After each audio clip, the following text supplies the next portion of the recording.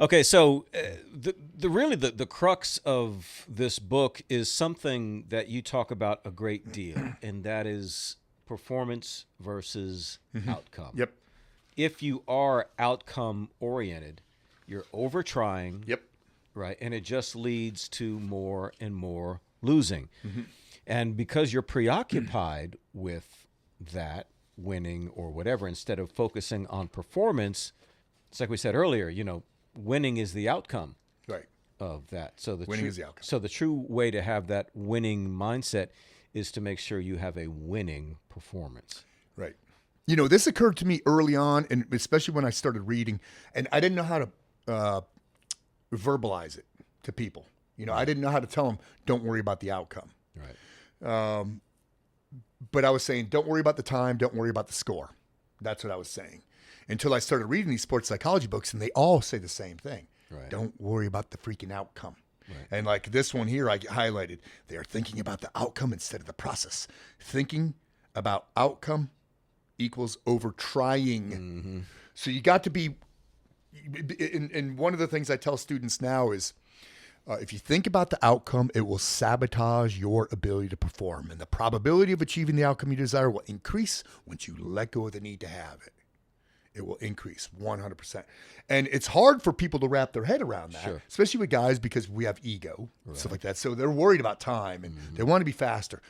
Put it aside. Put it aside. Think A-zone hit, good steal hit, A-zone hit, good steal hit, etc. Right.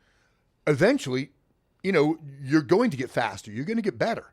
But if you think about that outcome, it will definitely sabotage the ability to perform, man. So take me through an example of thinking about performance with shooting. What's the process like? Well, I have several different courses of fire. One of them I call 5-second standard. So in 5-second standard, you start at the 7, you go back to 10, then 15, then 20, etc. And the timers have 5 seconds on them. You do 2 shots from the ready position, 5 seconds. 2 shots from the holster, 5 seconds. 2 shots from the holster, strong hand only, 5 seconds. They have to be all A zones. If you're good at 7, then you move back to 10. Okay. Do the same thing. If you're clean at 10, you move back to 15.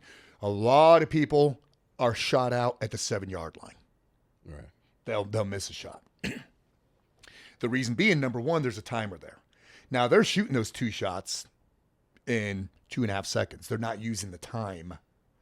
So I tell them, guys, you need to freaking stay in your lane. Don't worry about the time. So that's over trying. Right, over trying. This one cracks me up. When we're done with it, let's say we go to level 3, 15-yard line. I will purposely, because I'm shooting everything with them, with the strong hand, boom, beep, boom, I'll shoot over time. So we'll go up to the targets afterwards, and I say, how many people graduated all 3 levels? Nobody will raise their hand. And they're looking at my target. It's clean. Right. And I say, I didn't graduate all 3 levels either. But I have another name for this drill in my head. I call this drill, I don't want to tape. And a lot of them get it right away. They start laughing. Right. I say, so what that means is I would rather be out as a result of time than to have 2 horrible shots. Right. I do not care about the time. Do I really? Yes, I do. Absolutely. But the thing is, but I'm teaching them, don't care about it. Don't care about it. Just put them in the A zone. And then they'll realize, holy shit, this is a lot easier now that I don't have to worry about the time. So the 5 seconds is a sufficient amount of time. Absolutely. Most of them are going 2.5, 3 seconds. But because they're worried about that beep in 5 seconds, they're shooting too fast. They're trying too hard. And they're missing. Yep. Okay. Absolutely. Yeah. So again, the over trying. And so when you start to really, obviously he's breaking it down at Olympic level. Mm-hmm. So that's at a whole nother thing. But I think it's when it comes to performance in life, yeah. Yep. Everything. Well, you bring up a good point here too, with performance in life. This book doesn't apply. It doesn't apply to people who want to be Olympic shooters. Right. It applies to everything. Right. It applies to, your life as an athlete, your life as a shooter, your life as a businessman, your life as a cog in the system working in a cubicle. Yep. he just happens to use Olympic shooting as his like catalyst, conduit, whatever, to make people perform better Right. at whatever the skill set is.